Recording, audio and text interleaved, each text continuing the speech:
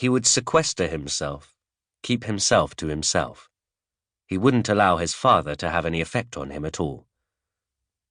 He found in his suitcase the books he'd brought with him.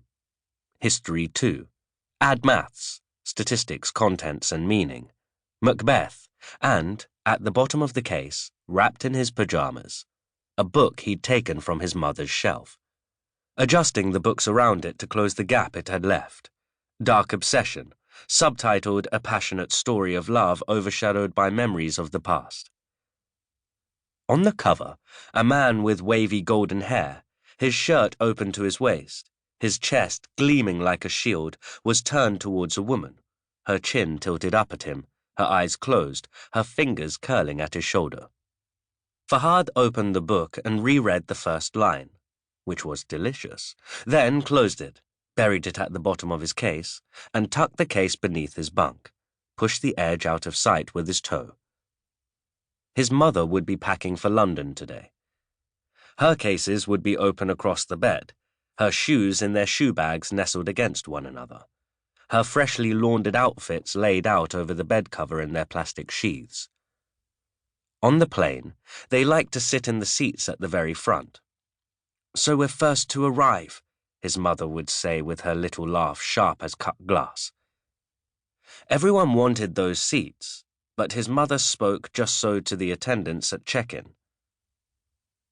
It was never as though she were asking for a favor, rather that they should want to do her a favor without her having to ask.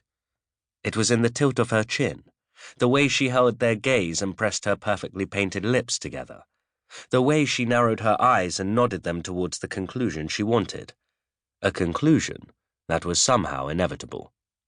Even the London apartment they borrowed from his father's friend, dark as it was with the musty smell of damp with shadows creeping up the walls, she'd fling the curtains open, raise her head towards the outside stairwell as though it were glorious sun.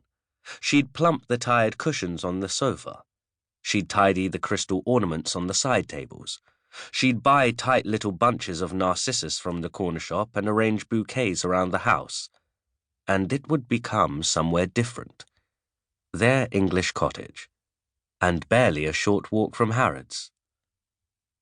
"Will it be all right?" he'd asked about Abad, once the rage had subsided, once his tears had dried against his pillow, once he had abandoned all hope of changing his father's mind. "No," she said, touching her papery fingers to his face, smiling sweetly. "It will be terrible," and she'd laughed. "Horrible," she'd shuddered and then confessed. "I haven't been, of course, but when we married, Rafik and I, hordes of them came from there, dark and ragged, and danced, spinning like dervishes late into the night, shrieking and hollering round a fire like savages." Why did you do it? He wanted to ask her of the wedding. Why?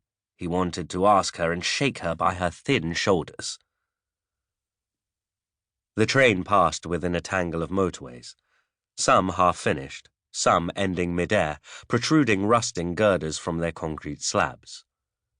Giant trucks queued at a toll station.